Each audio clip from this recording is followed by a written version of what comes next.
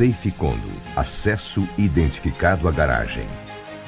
SafeCondo, tático móvel para apoio e segurança. Safe Group, mais de 400 funcionários zelando por você e sua família. Safe Group, o único com rede própria de fibra ótica. Tudo isto é SafeCondo, sua portaria remota. SafeCondo, Powered by Servipa. Olá, muito bom dia, muito boa tarde, muito boa noite. Seja muito bem-vindo de volta ao Segue a Pauta no seu Momento Jurídico, o seu podcast especializado em direito condominial. E aqui seguimos enfrentando a matéria do direito condominial disposta no Código Civil. Essa aqui é a nossa proposta inicial nesta temporada. E vamos continuar hoje com o nosso programa aqui com a presença sempre ilustre dos nossos queridos participantes. Dentre eles, meu amigo Francisco Vasco. Boa tarde, Vasco. Fala, Tiago. Boa tarde. Bom dia, boa tarde, boa noite. Tiagão, nosso anfitrião, doutora Nádia, sempre bom tê-la conosco. E vamos dar seguimento a essa discussão tão gostosa que tem se tornado esse nosso podcast. Coisa boa. Que palavras tão amistosas do nosso querido Francisco Vasco. Boa tarde, bom dia, boa noite, a nossa correspondente integrante internacional dessa nossa bancada, Nádia Correia. Boa tarde, amiga.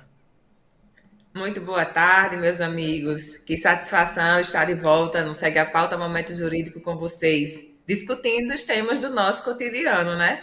É o vício chamado condomínio. Pois é, estamos aqui e nós não conseguimos deixar isso de lado, até porque também não deixam que a gente deixe de lado, né? As consultas, as provocações são diárias, então a gente realmente não tem como esquecer. Como também não podemos, é claro, deixar de mencionar aqui, esquecer jamais os nossos patrocinadores, aqueles que permitem que a gente continue aqui trazendo essa informação qualificada para você. Dentre eles, a Live Portaria Remota, também a Lima Soluções Prediais, sempre a Pague Seu Condomínio e também a Prossegue Administradora. Certo, queridos? Então, qual é a nossa proposta aqui nesse nosso episódio? É continuar dissecando a matéria do direito condominial no Código Civil, e aí já evoluímos no programa anterior até o caput do 1353, e vamos discutir aqui de maneira polêmica, trazendo as considerações práticas, hoje sobre os parágrafos 1º, 2º e 3º do 1353 e também o 1354 e também o 1354-A, que são aqueles artigos, Dr. Vasco, que contemplam, né, as modificações legislativas trazidas em 2022 e formalizaram, né, acabaram por adicionar formalmente ao Código Civil duas possibilidades muito importantes para o ordenamento jurídico e principalmente para o segmento condominial, doutora Nádia. E aí estamos falando da possibilidade legal da realização das assembleias virtuais e também a possibilidade da realização das assembleias continuadas. Esse aqui vai ser o nosso campo de discussão, né, nesse nosso programa. E eu sei que vocês já têm muitas questões de natureza prática, né? São matérias práticas. O mercado ainda não enfrentou muitos problemas do judiciário, porque ainda estamos na fase de tatear a execução desses artigos de forma bem plena. E o objetivo aqui para você que nos segue é trazer luzes claras de como a gente efetivamente pode dar segurança jurídica aos nossos atos através das assembleias, utilizando tanto a assembleia, né, virtual e também a assembleia continuada. Certo, doutor Vasco? Certíssimo, Tiago. Na verdade, você trouxe uma palavra aí que eu reputo a mais correta até o momento, que veio formalizar, na verdade, o que já acontecia há muitos e muitos anos atrás. Inclusive, durante a pandemia, já teve até um desenho com aquela lei que foi promulgada de forma temporária. O RJET? Isso, né, validando as assembleias virtuais pelo momento em que passamos em razão da pandemia do Covid-19. E a lei agora, novamente, veio trazer essa novidade, veio formalizar a questão da virtualização, e a gente vai discutir aqui se ela cabe em todos os condomínios, de que forma ela tem que ser aplicada, né? Se pode o WhatsApp, o velho Zap, como perguntam quase que semanalmente, se pode fazer uma assembleia pelo Zap ou qualquer outro aplicativo de conversas. E o que eu acho ainda mais importante de novidade na lei foi a sessão permanente, uma assembleia continuada, que também era algo que se via na prática. Né? Sim. Aquela prática de se colher assinaturas batendo de porta em porta, ela acabou sendo trazida para dentro do código, apesar de que ainda existem algumas questões que a gente precisa debater para saber se de fato são válidas no dia a dia. Muito bem. Feitas as primeiras considerações pelo Dr. Francisco Vasco, vamos começar justamente por aí. Seguindo a pauta, nós vamos abordar o parágrafo 1º do artigo 1353, que traz a novidade justamente dessa realização, dessa possibilidade da realização das chamadas assembleias continuadas. E me permitam, como sempre, a redação do texto legal para que a gente possa desenvolver. Diz o parágrafo 1º do 1353. Quando a deliberação exigir quórum especial previsto em lei ou em convenção, e ele não for atingido, a Assembleia poderá, por decisão da maioria dos presentes, autorizar o presidente a converter a reunião em sessão permanente, desde que, cumulativamente, esse é a redação do parágrafo 1º, que aí eu gostaria de começar a discutir com vocês, até porque ele já traz informações muito digamos assim, de ordem específica a serem seguidas, para que a gente tenha essa possibilidade de ativar essa assembleia de forma permanente. E eu gostaria dos seus comentários iniciais. Nádia Correia, por favor. Então, né? Nesse artigo, a gente já foge um pouquinho da questão da regra do edital. Ele não precisa estar deliberado, escrito no edital, que aquilo se tratará de uma assembleia em sessão permanente. Vai ser decidido durante a assembleia, onde o presidente vai propor para aqueles presentes e eles vão deliberar se aprovam, né, a continuidade da assembleia. Nos incisos seguintes, nós veremos como vai se dar esse procedimento, né? A questão do prazo, a questão da formalidade, os condôminos ausentes, enfim. Mas, em síntese, seria isso. Perfeito. Passando diretamente e seguindo a pauta, Francisco Vasco, seus comentários iniciais. Essa sessão permanente, eu acho que veio, como eu já trouxe aqui no início, para ficar e para facilitar bastante. O que era travado, principalmente em relação a alguns quóruns especiais previstos, seja na convenção, seja na lei, né? E seguindo aqui o procedimento previsto na lei, não vejo como não conseguir atingir esses determinados quóruns especiais. Claro, tem condomínios que até pela sua quantidade de unidades, dificilmente vão conseguir um dia atingir esse numerário suficiente. Determinado quórum. Mas aquilo que era praticamente impossível há um tempo atrás, hoje já se tornou bastante possível, né? E eu acho que a gente tem que adotar isso de forma definitiva. Pois bem, eu gosto muito de sempre que eu posso passar para vocês, né? A gente sempre está tentando passar para vocês um pouquinho da razão de ser, da problemática que a gente enfrenta e que acabou por dar origem ao dispositivo legal que a gente comenta. E exatamente, você foi muito feliz, Vasco, quando você traz a razão de ser. Por que é que a gente teve essa necessidade de colocar no ordenamento jurídico essa possibilidade da Assembleia em sessão permanente? E a questão é justamente essa. Em diversos condomínios, né, a exceção é que a gente não tem a dificuldade, mas em regra geral, nós temos a dificuldade sempre de alcançar os quóruns qualificados. Né? Quóruns qualificados, leia-se, os quóruns qualificados no mínimo de 2/3, na própria maioria da totalidade das unidades e a própria unanimidade em si, né? Ainda temos situações que nós temos a unanimidade, 3/4. Então, esse foi o sentido, essa foi a dificuldade que provocou no legislador a necessidade de trazer para o ordenamento essa possibilidade para a gente tentar conseguir essa maioria sempre qualificada. tá? Então é importante a gente trazer para vocês a contextualização da lei. E eu gostaria de destacar que a gente não pode aplicar isso, eu sempre gosto de fazer essa ressalva, para qualquer situação. Então nós temos aqui duas condições bastante objetivas trazidas pelo parágrafo 1º, né? Pelo parágrafo 1º. Primeiro, que a gente só pode pensar em aplicar a utilização da sessão permanente quando estiver posta para votação alguma matéria que exija um quórum especial. Perfeito. Tá? Então, não são aquelas deliberações que a gente sempre... as deliberações que a gente tem no dia a dia, tais quais a aprovação de contas, né? Tais quais eleição do síndico, né? Veja, esses meus comentários são levando em consideração os quórums trazidos pelo Código Civil, tá? Ressalvando quaisquer quórums específicos que possam existir, a gente não vai entrar nessa discussão agora, na convenção. Agora, essa Assembleia Permanente, a gente pode fazer uso dela, por exemplo, para tentar alcançar o sonhado quórum de 2/3 para promover as alterações nas convenções, que é o grande calcanhar de Aquiles do advogado condominial, né? Essa é a grande problemática que a gente enfrenta, dentre outras coisas.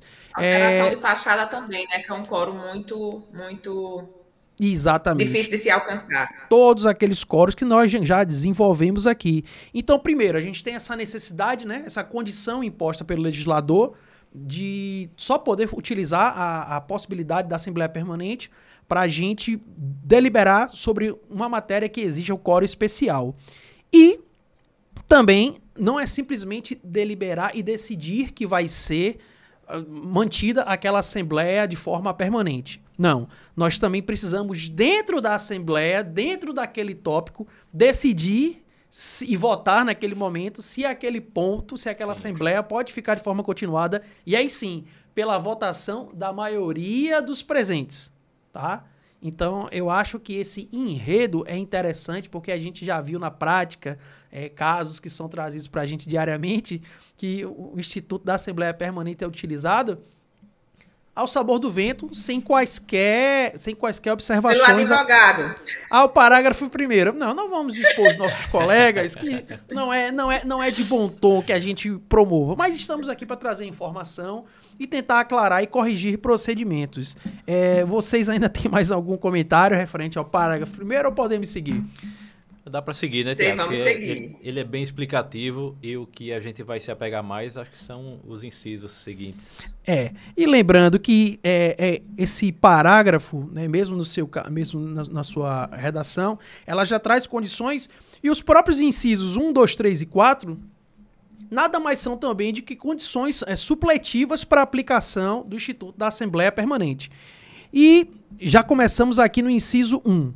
Bom, então, além de ter o quórum especial, além de a gente ter a aprovação da maioria dos presentes para que aquela Assembleia seja permanente, a gente tem que, cumulativamente, expor de maneira bem clara que sejam indicadas a data e a hora da sessão em segmento, que não poderá ultrapassar 60 dias. E identificadas as deliberações pretendidas em razão do quórum especial não atingido. Então, feito a leitura, eu vou passar para vocês fazerem os comentários, começando sempre por você, Nádia. Então, eu acabo sempre me antecipando, porque é importante deixar claro que quando a gente fala, né, os nossos seguidores, os nossos telespectadores, eles podem estar se questionando. Mas o doutor Francisco falou que o prazo era 90 dias, a doutora Nádia falou que o prazo da sessão é 90 dias, então...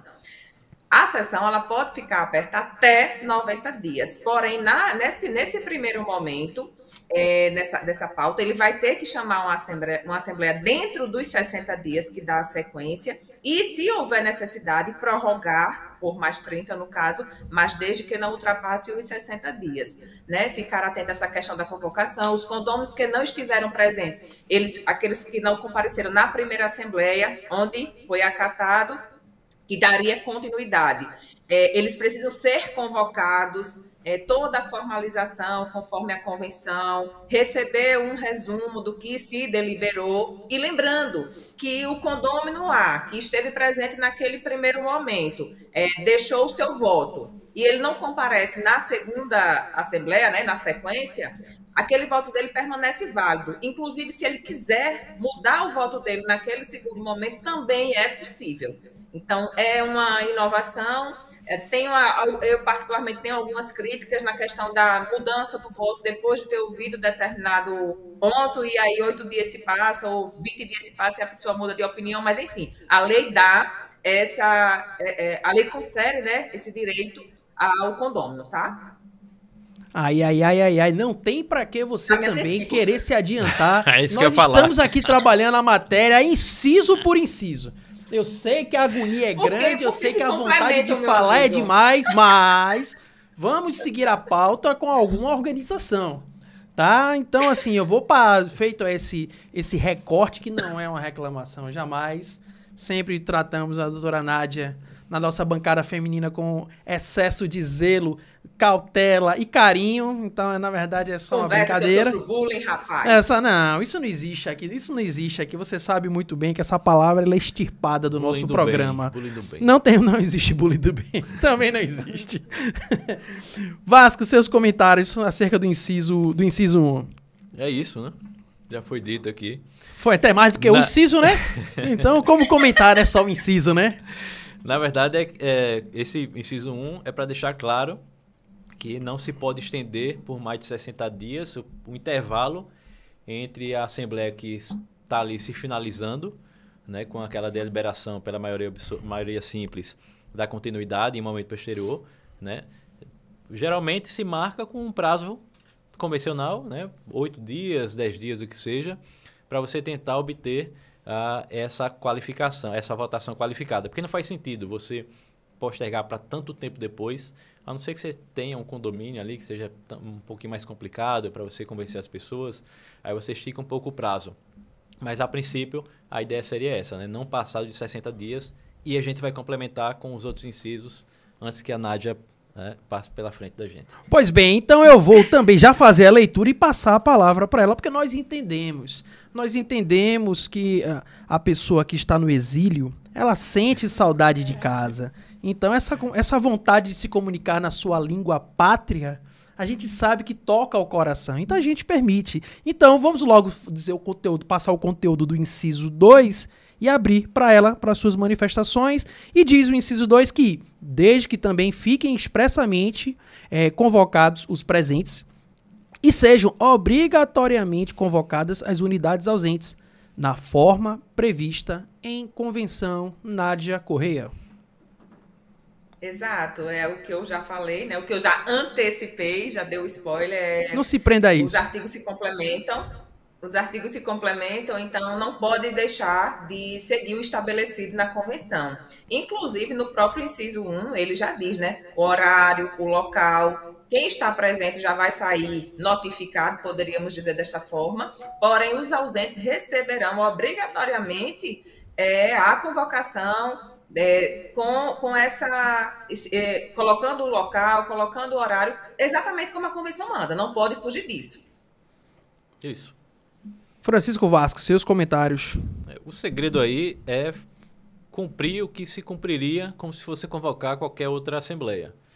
Quem já está na assembleia já sai como intimado a participar das demais, e se faz no dia seguinte, porque provavelmente a assembleia se estenderá um pouco mais, né, no horário noturno, muitas vezes, e no dia seguinte se afixa ali no mural e até manda para o e-mail, né, os aplicativos, o edital de convocação com tudo que foi informado em termos de data, de horário e de local que será realizada a outra assembleia. Resumindo, eu como seu estagiário me permita fazer o comentário, que façamos, né, a divulgação e a convocação da próxima assembleia, tal qual uma assembleia originária, como também manda o 1354, que vai ser objeto da nossa análise daqui a pouco, se eu conseguir chegar lá e ninguém se adiantar com o conteúdo do 1354. Mas isso não é um recado nem uma indireta.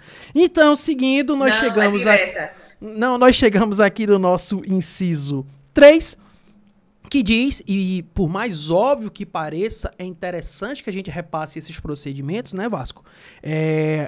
Diz aqui, lembrando, conceitos cumulativos, que seja lavrada a ata parcial, ou seja, até então do que fora decidido naquela sessão, antes de determinar a sua continuidade em sessão de forma permanente, que seja lavrada a ata parcial, relativamente ao segmento presencial da reunião da Assembleia, da qual deverão constar as transcrições circunstanciadas de todos os argumentos até então apresentados, relativos à ordem do dia, que deverá ser remetida aos condôminos ausentes.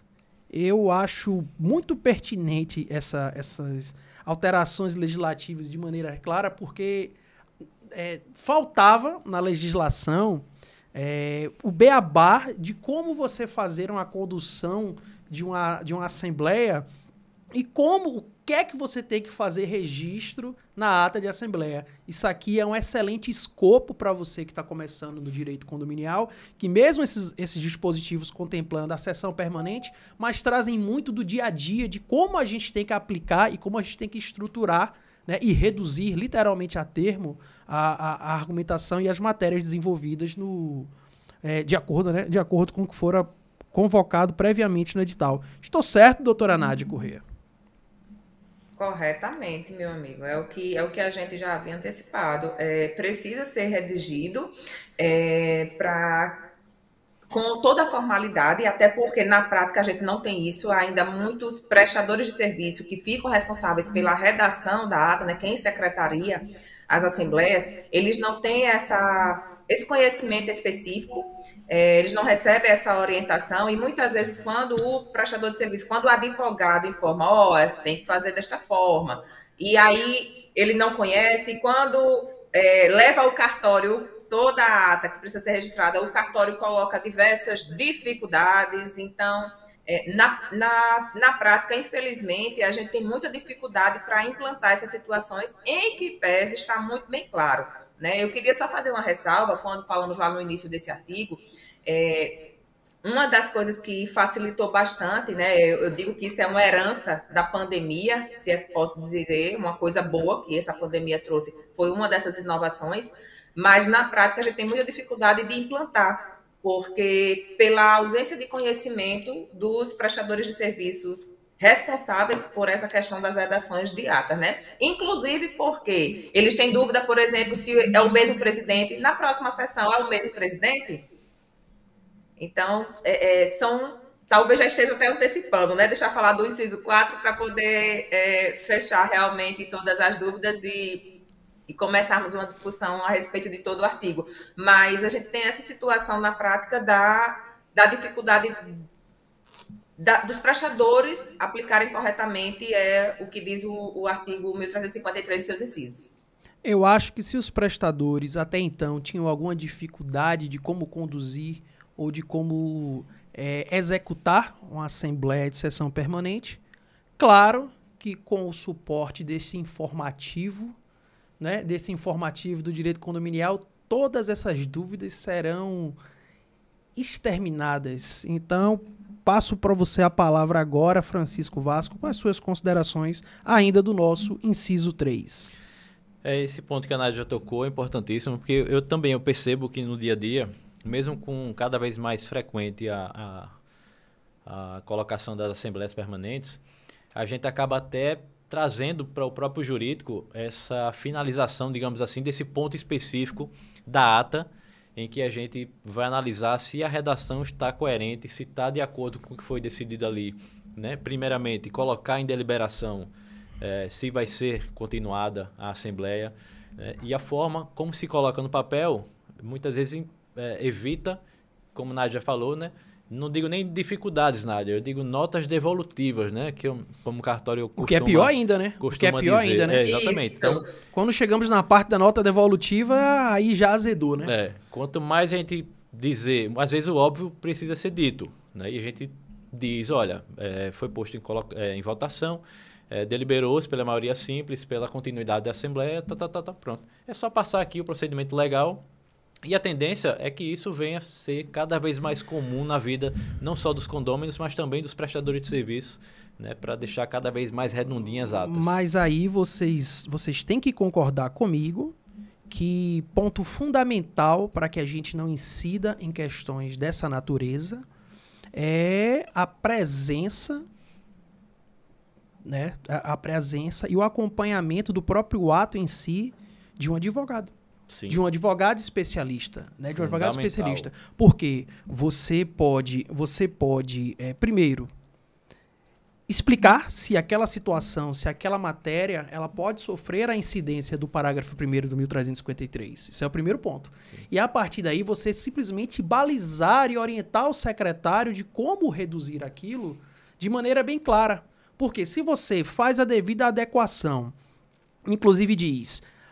na presente situação está se decidindo uma matéria de quórum específico, ponto. Você declina o conteúdo na ata, ponto. Você traz a estipulação legal daquele quórum específico, ponto.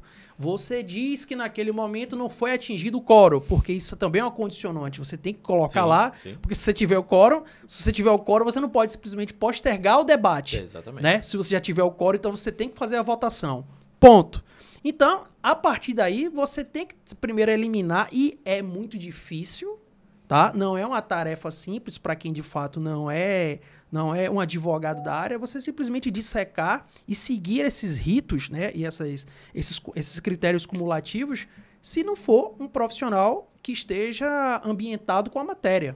Então, mais uma vez, ressaltamos aqui a necessidade de sempre ter um advogado, um consultor, seja um consultor jurídico do condomínio, ou então contratado especificamente para aquele ato, né, para a gente não deixar de aproveitar aquela oportunidade e assim, perder mesmo, né, a oportunidade de a gente poder evoluir com as questões que são postas em assembleia. Mas o comentário de vocês é pertinente e essa busca da qualificação eu acho que é uma máxima que todos nós estamos sempre buscando aqui, né? E nosso programa é um exemplo disso, né? Perfeito, perfeito. Pois bem, então, avançando também aqui na análise dos critérios trazidos pelo parágrafo 1º do 1353, nós temos no inciso 4 as seguintes considerações. Que também seja dada continuidade às deliberações no dia e na hora designados previamente, né, conforme redação lá do inciso 1, e seja a ata correspondente lavrada em segmento anterior, tá? A que estava parcialmente redigida, com a consolidação de todas as deliberações. Seus comentários iniciais, Francisco Vasco? Então, nada mais é que a continuidade dos trabalhos. A gente vai levar... Nádia falou um ponto importante sobre quem irá presidir, quem irá secretariar. Eu entendo que não existe a obrigatoriedade de você manter as mesmas pessoas da Assembleia passada. Tanto é que o presidente pode nem morar mais lá naquele condomínio, pode estar viajando, ausente por algum motivo. Então, se recomenda que se faça uma nova eleição para presidente e também para secretário daquela Assembleia. E aí você delibera, né, de forma a obter o quórum daquela matéria complementar, que foi por isso que se postergou a realização da Assembleia, ratificando todos os outros assuntos. E eu entendo que não cabe rediscussão em relação aos outros, porque a lei é muito clara no momento que ela fala que é para obtenção de quórum a menos que seja da matéria objeto de quórum específico. Eu não sei também que você... Por exemplo, vamos dizer, será que existe a possibilidade, Tiago, de a gente inserir no novo edital um novo tema para deliberação? Não vejo nenhum problema quanto a isso. Veja, me parece, antes de passar a palavra para a doutora Nádia, o grande problema é que o inciso 1 e 2, ele já fala que fiquem expressamente convocados e sejam convocadas também as unidades na forma prevista na convenção. Então, no dia eles já ficam convocados. Então, eu entendo pela impossibilidade de você aproveitar aquela assembleia permanente, tá? Acho até que causaria uma confusão, né? Talvez seja mais viável você finalizar aquela matéria. E veja, podemos até incidir numa situação, né? Já que o brasileiro ele é muito, digamos assim, criativo. Jeitinho. Você pode... Eu acho que nada obsta que você possa até propriamente ter um outro edital e aproveite já aquelas pessoas para aquele mesmo dia, você finde a assembleia anterior com aquela matéria de quórum específico, dê por encerrado os trabalhos e aí, ponto, você abra uma nova assembleia base para que seja discutido Com tão base somente no os edital pontos já convocado, né? com o edital seguindo. Até porque não me parece que existe no ordenamento nenhuma vedação para que sejam realizadas 2 assembleias. Não é normal, mas que sejam realizadas 2 assembleias no mesmo dia. Estou correto, doutora Nádia? Qual é a sua visão sobre o assunto? Correto. Meu pensamento é exatamente como o seu. Eu entendo que não é possível alterar os tópicos do edital que foi divulgado anteriormente, né? Até porque a sessão permanente foi deliberada para ter continuidade pelos condôminos referente àquele edital que deu início àquela assembleia. Né? Então, naquele edital, não se alcançou o quórum específico e precisou dar continuidade. Tanto é que, salvo engano, no inciso 2º, ele diz que os condôminos, inclusive os ausentes, eles serão comunicados do dia e do local, né? Horário e local onde vai ser dado continuidade à Assembleia. E de tudo que transcorreu até ali. Ver. E de tudo que se transcorreu até ali. Exato, então, a meu ver, a gente não tem uma brecha para inserir um tópico, né, um item diverso daquilo que foi dado prévio conhecimento. Então, eu entendo que não pode ser deliberado, tá? E eu já fiz 2 assembleias né, essa sugestão, a gente já fez 2 assembleias no mesmo momento, nós finalizamos a que estava em sessão permanente e a outra, como não tinha uma necessidade de quórum, como não tinha... Eram questões rotineiras do condomínio, né, que surgiram durante... o prazo da Assembleia que estava em aberto, então nós encerramos aquela, né, que já estava marcada, marcamos com 45 dias e encerramos a primeira e no mesmo dia abrimos e encerramos a segunda Assembleia. E isso realmente é incomum, não é algo rotineiro, mas em situações... mais urgentes, a gente adota justamente porque tem a questão do quórum e a gente já pega carona no que está em aberto, né, sabendo que já vai ter pessoas que, normalmente a convenção ou a questão de fachada, já tem um grupo formado, tem a comissão de obra, então a gente já pega carona naquele quórum que a gente supõe que vai alcançar, para deliberar as matérias que surgiram naquela situação emergencial. Muito bem. Então, quer dizer que minha solução não está tão... Não, pelo contrário. Revigorando, inclusive, o meu juízo acerca do tema... Salvo o melhor juízo. Tenho que externar a minha concordância de fato, apesar de que, dependendo da situação, pode não haver qualquer prejuízo, mas seria o mais indicado realmente se convocar 2 atos, né? E aí, mas o meu condomínio tem um custo X para fazer convocação. Cara, convoca as 2 ao mesmo tempo. Né? Você pode ali no dia seguinte já publicar 2 editais e mandar numa mesma convocação. Tem condomínios que fazem isso. E me parece, de ordem prática, ser a melhor saída para a gente, inclusive, até aproveitar essa, digamos assim, esse comparecimento, né, tão expressivo. Né, tão expressivo. Pois bem, coisa boa. Então, nós tínhamos aqui uma pequena divergência e agora nós temos uma unanimidade. Mesmo, nós gostamos das divergências, mas, assim, ser unânime nem sempre é tão ruim, né? Nem sempre é tão ruim. Então, uma vez atingido esse nosso quórum de unanimidade, seguimos agora, deixamos os critérios cumulativos dos incisos 1, 2, 3 e 4 e passamos à análise do parágrafo 2º no 1353, que diz que os votos consignados na primeira sessão ficarão registrados, sem que haja necessidade de comparecimento dos condôminos para sua confirmação, os quais poderão, se estiverem presentes no encontro seguinte, requerer alteração do seu voto até o desfecho da deliberação pretendida. Esta é a redação do parágrafo 2º, que, como já foi adiantado pela doutora Nádia Graciela, primeiro eu vou oportunizar a você, Francisco Vasco, os comentários, para que realmente a fala não fique esgotada neste momento. Por favor. O parágrafo, ele traz... eu vejo um lado razoável, que é você ter a possibilidade de apresentar novamente seu voto, né, diante de alguma consideração que seja feita posteriormente. O lado ruim é que você traz ali uma insegurança em relação ao quórum que está se atingindo ali para uma determinada matéria. Acho que por isso também a preocupação da Nádia, de você estar ali quase na beirada de conseguir os 2 terços e de última hora ter uma reviravolta e você perde alguns votos e não consegue aprovar aquela matéria, né? Causa até uma decepção. Então, basicamente seria isso, Diego. Pois bem, Nádia, eu tenho digamos assim, uma consideração, você que de maneira tão marota já trouxe a redação do parágrafo 2º, eu tenho uma problemática para trazer. Mas veja, se nós não tínhamos um quórum qualificado na primeira Assembleia, que justificou, inclusive, a necessidade de mantê-la em sessão permanente, como é que eu já posso ter votado a ponto, inclusive, de poder modificar o meu voto se eu sequer tinha quórum na primeira Assembleia? Essa redação, eu tenho uma ideia própria sobre ela, mas essa redação me parece que as coisas não se encaixam. Me parece ser contraditória a colocação do legislador e, assim, nós sempre estamos aqui louvando as boas iniciativas legislativas e tentando jogar uma pitada aqui de crítica sempre que identificamos que a construção ficou um pouco confusa.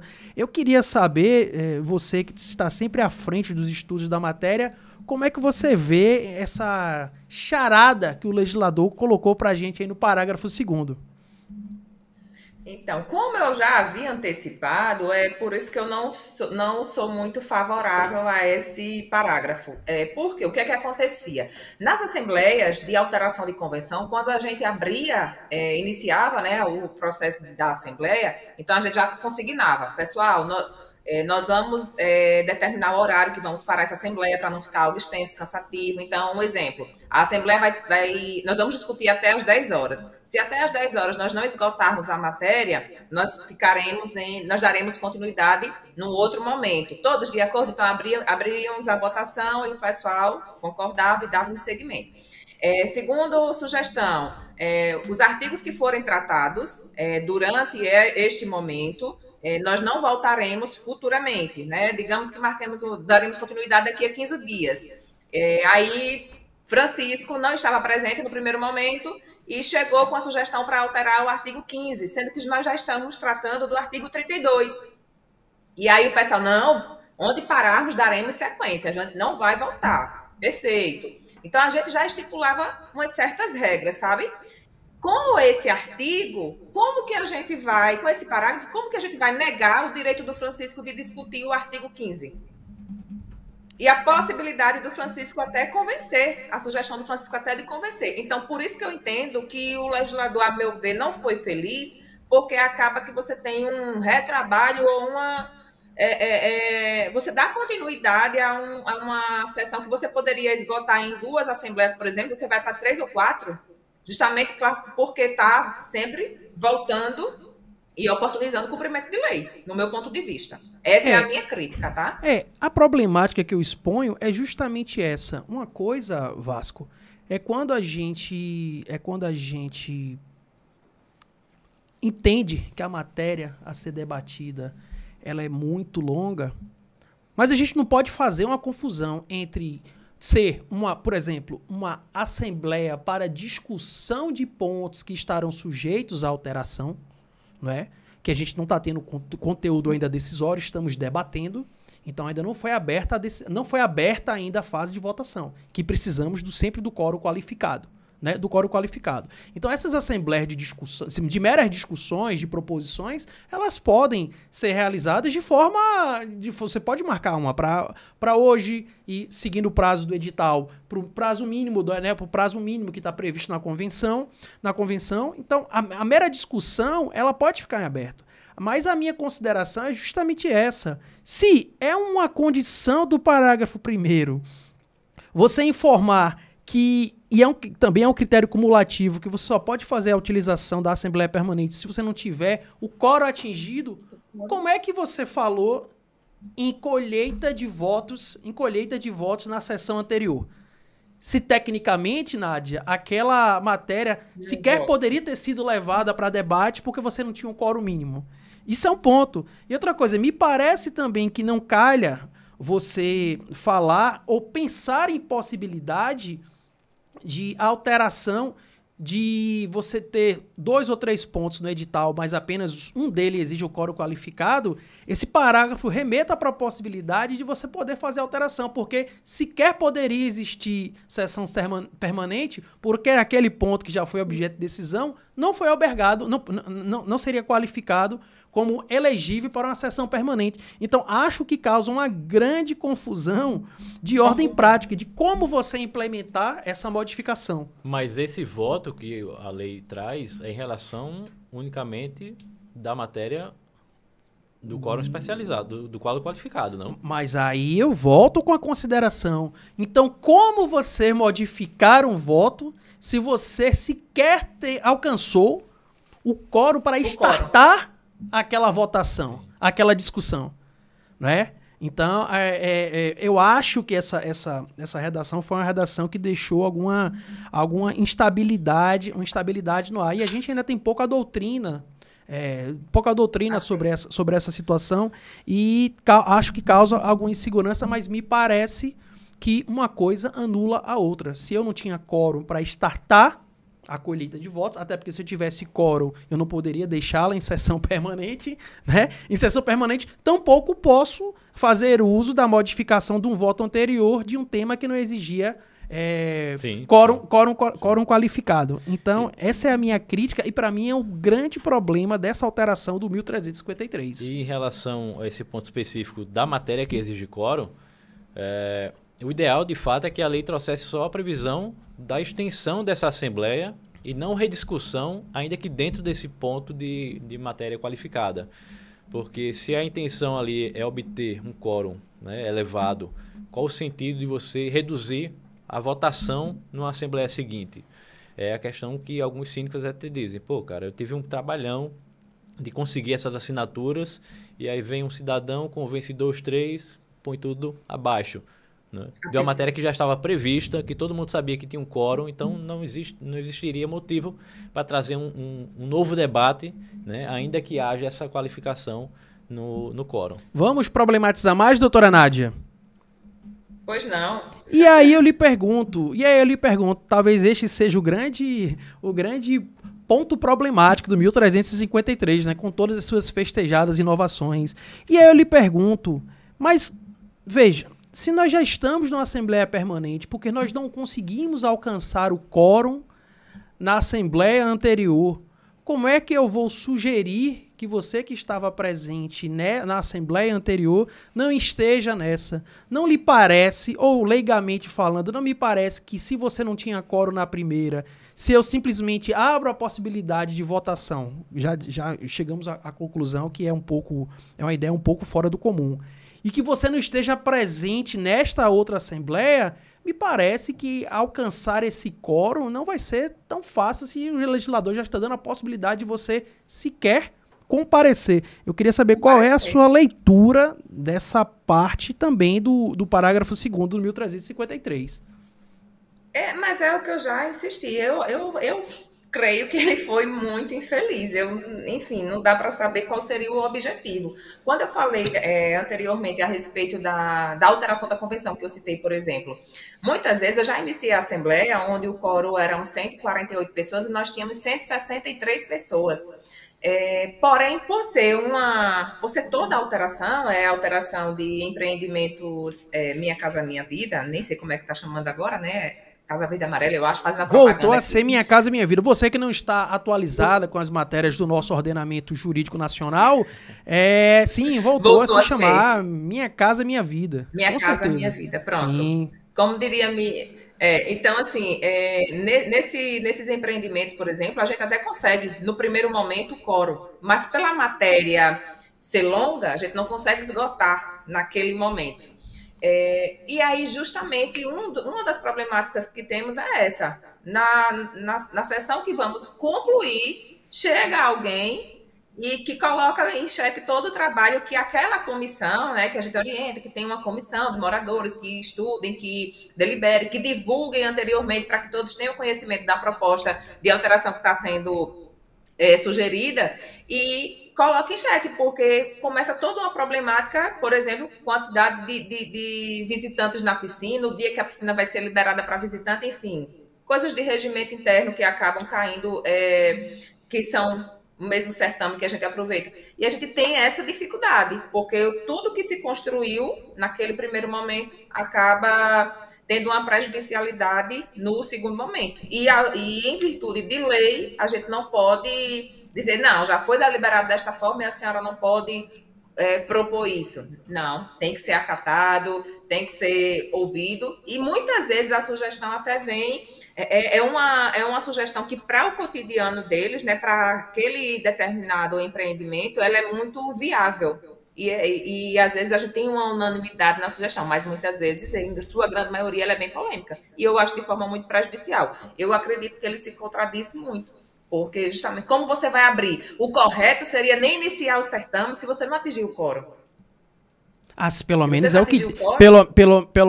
é o que diz, inclusive, a redação clara do parágrafo 1º e tantos outros artigos que exigem quórum qualificado. Quórum qualificado. Então, como começar a colher votos nesse sentido? Não é?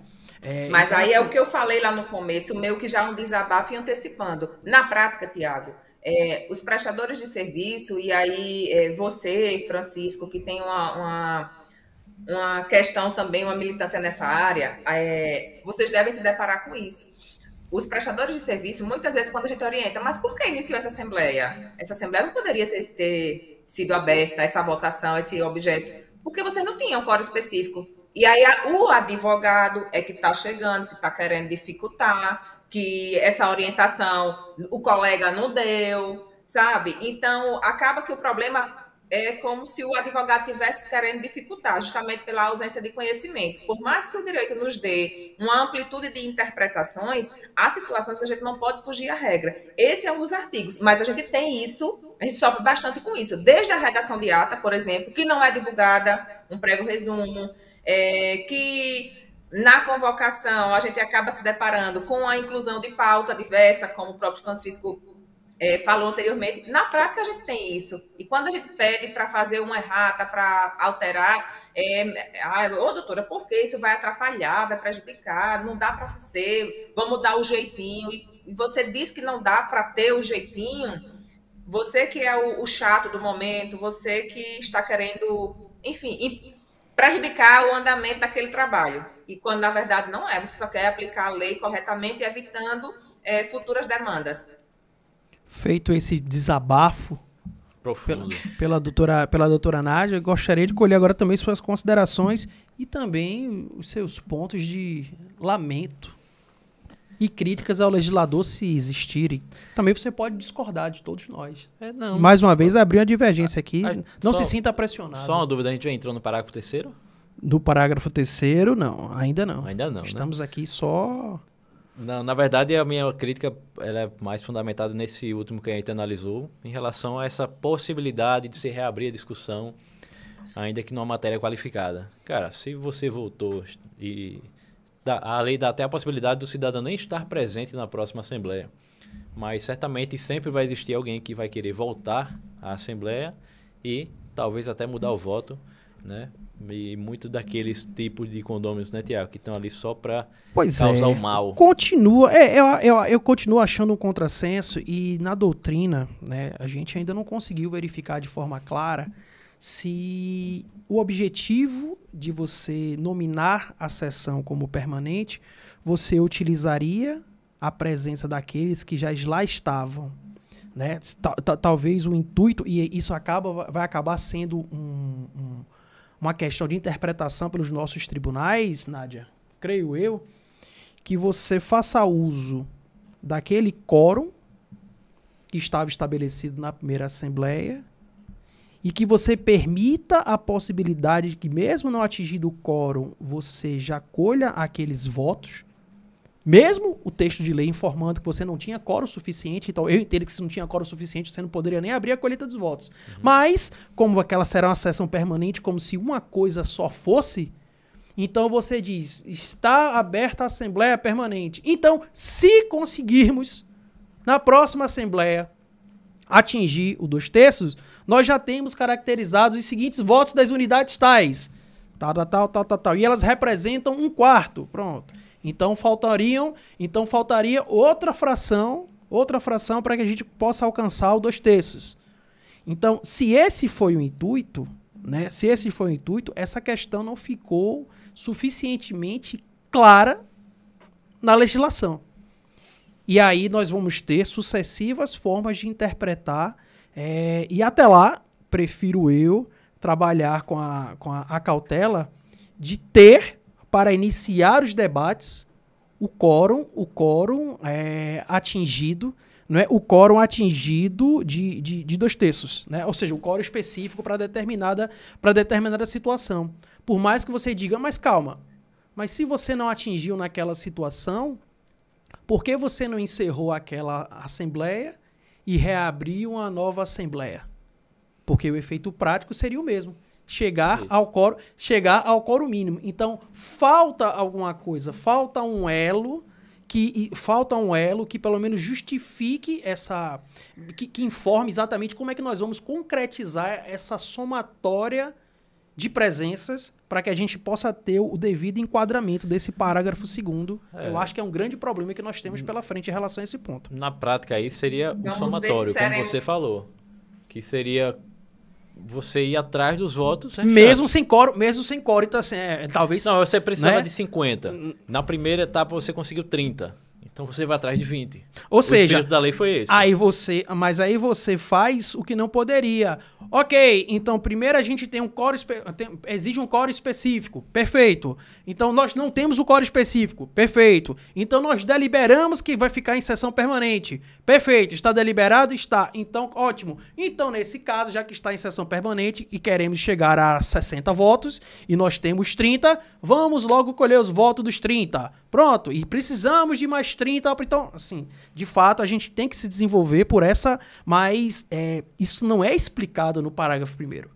Eu fiz essa provocação justamente para a gente enriquecer o debate, porque senão a gente não tem a diferença entre começar e encerrar uma assembleia e ter a necessidade de convocar outra para que aí sim a gente tenha o quórum suficiente. Porque se for assim, isso não é sessão permanente. Isso é a necessidade de surgimento de convocação de uma nova assembleia. Então, esse é o sentido que o legislador quis trazer para o Instituto, mas isso não está explicado de maneira clara. Mas, na verdade, é para você não entrar no 0-0 numa outra assembleia.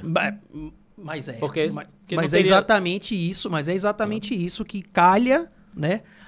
Você teve a possibilidade de desenvolver isso em 4 incisos e em 3 parágrafos, além do próprio, né, 3 parágrafos, e a gente não desenvolveu essa situação. E a gente vai ter que devolver essa matéria e vai ter que provocar essa discussão no Poder Judiciário. E isso é muito temerário, né, por um dispositivo legislativo tão novo. Então, realmente, ficou um vazio, pelo menos de explicação. Se já é algo complicado você fazer autoaplicação dos dispositivos, imagina você ainda ter novas interpretações para poder dar a correta fluência para o Instituto da sessão permanente. Perfeito, senhores?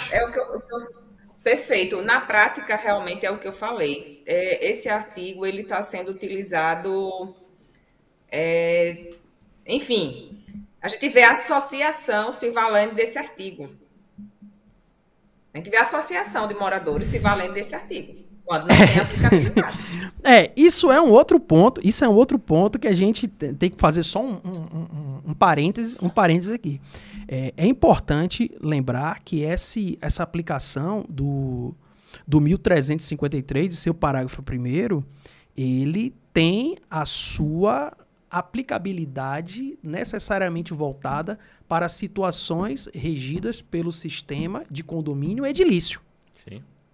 Não vejo também problema, Nádia, em que a gente possa fazer essa aplicação da sessão permanente, mas desde que copiado e melhorado a redação desse dispositivo para os estatutos das associações. Tá? Da mesma forma que também não vejo a impossibilidade de aplicação do 1354A, mas que também a gente tenha essa inserção específica no seu estatuto. Previsão. Exatamente. Bom, e seguindo, e trazemos aqui a discussão também, que realmente causa uma confusão e para mim carecia também de uma melhor explicação, que é o parágrafo 3º, que diz que a sessão permanente ela poderá ser prorrogada tantas vezes quantas necessárias, desde que a Assembleia seja concluída no prazo total de 90 dias, contado da data de sua abertura inicial. E aí eu já vou passar a palavra para vocês, começando, claro, dessa vez pela doutora Nádia, já que quem quis adiantar esse tópico foi o Francisco. Então, assim, a gente pune dessa forma. Mas ela já falou lá no início. A gente pune dessa forma. Eu já falei, eu vou passar para o meu amigo Francisco, porque eu já iniciei essa discussão. Pode não, falar, por favor, você está com a palavra. Mas fica à vontade, doutora. Você está com a palavra, Nádia, por gentileza. Não, é só realmente confirmar o que eu já havia falado anteriormente, é que quando a gente fala de prazo, e vem a questão do inciso 2º, que a gente fala dos 60 dias, as pessoas 60 ou 90? Dentre a deliberação e o fechamento dessa Assembleia, não pode ultrapassar os 90 dias, tá, pessoal? Então, tem que ter muita clareza nisso e não ficar utilizando, como já chegou para mim situações de uma Assembleia em sessão permanente por 120 dias. Mas com a base legal, então, o advogado acaba sendo chato e a gente muitas vezes é interpretado como um santo milagreiro que vai dar jeito naquilo que está errado. E não é bem assim. Existem regras, existe legislação. A Assembleia, ela é soberana, que a gente escuta muito o advogado. A Assembleia é soberana, o que a Assembleia decidir vai ser acatado. A Assembleia é soberana desde que não contraria a lei, desde que ela não contraria a convenção, gente. A gente não pode utilizar, impor determinadas regras a bel prazer, à conveniência. Então, existe dispositivo legal e tem que ser cumprido. Francisco Vasco, seus comentários? É isso. 90 dias, o prazo máximo, né, desde o início da primeira deliberação. E, sinceramente, depois de 90 dias, se você não conseguir atingir esse quórum qualificado, eu sinto informar que vai ser quase impossível, a não ser que tenha uma reviravolta muito grande. E ainda assim, nada impede de você reabrir os trabalhos e cumprir novamente os prazos que estão na lei. Agora, obviamente, você vai reabrir toda a discussão, vai começar do zero, né? Mas, a princípio, respeitar, sim. A Nádia deixou bem claro. Nas renovações de convenção, por exemplo, a gente já se insere esse artigo na íntegra aqui, para deixar bem claro, né, que a Assembleia é soberana desde que se respeite a lei e a própria convenção, que puxa muita coisa da lei. A Assembleia é soberana, mas ela não tem caráter absolutista, Exato. né? Ela não pode sair atropelando a legislação, não pode sair atropelando a própria convenção. Tem muita gente que né? acha que é. A própria convenção, inclusive a própria Assembleia, atropelar a própria Assembleia, vejam bem, né? Coisa que a gente sempre tá verificando no nosso dia a dia. Queridos, veja, nós estamos aqui a findar a análise do 1353 e... como o nosso tempo regulamentar, a nossa discussão foi muito mais rica e criteriosa do que estava aqui na pauta, né? E em virtude do tempo eu gostaria de sugerir que a nossa discussão do 1354 e 1354A fique para o nosso breve e já aqui em sessão permanente agendado compromisso para que possamos vencer e ficam todos já devidamente convocados do dia e horário, claro, internamente aqui, né, para os nossos trabalhos editoriais, para a continuidade, né, e esse quórum que é sempre qualificado, né, sempre precisamos da unanimidade para poder debater esses temas aqui. Então, eu queria combinar isso com vocês e já acolher aí as suas considerações e agradecimentos finais do dia de hoje. Nádia Graciela. Sigo o relator, até para não falarmos de forma muito breve, né? A gente acaba se delongando, eu particularmente gosto muito de falar. Não, que é isso. Né? Não se preocupe, não, tá tudo certo. Dizer que é muito prazeroso dividir esse quadro com vocês, né? O Segue a Pauta Momento Jurídico realmente caiu no gosto da turma, é muito elogio, levar conhecimento dessa forma que a gente está levando, de uma forma descontraída, mas de uma forma que tem o objetivo de dar conhecimento, de tornar acessível a todos. Então, é uma satisfação dividir esse momento com vocês, meus colegas, doutor Tiago Carvalho, doutor Francisco Vasco, e até breve, espero que presencialmente para a gente fazer um encerramento bem bacana daqui em dezembro. Já estou querendo despedida aí. Despedida não, uma recepção, viu, Yasmin, Cida, cadê Jaelson? Muito bem. Os reclames e as considerações e quase imposições já foram anotadas pelos nossos staff. E aí, vamos falar com algum requerimento também, meu amigo? Alguma ponderação? Não, algum elemento de coação para a nossa equipe de staff? Fica à vontade, o momento é esse e faça suas considerações finais. Eu concordo com tudo, sigo plenamente o que nossa doutora Nádia falou. É um prazer estar aqui discutindo, ainda mais um tema tão recente, né, Tiago? Porque essa deliberação das sessões permanentes, elas têm, acho que pouco mais de um ano. Sim. Né, que surgiu mediante lei. E só aguardar os próximos episódios, que tem muita coisa boa aí pela frente. Muito bem. Então, nós já estamos aqui agradecendo a vocês e, como sempre, agradecendo também aos nossos patrocinadores. Claro, aquele agradecimento final, aquele gostinho de muito obrigado a vocês, nossos queridos patrocinadores. A Live Portaria Remota, também a Lima Soluções Prediais, a Pague Seu Condomínio e a Proseg, todas elas aqui patrocinadoras desse informativo em direito condominial. E você segue a gente nas redes sociais, ativa as notificações e não esqueça, eu sou o Thiago Oliveira e você segue a pauta.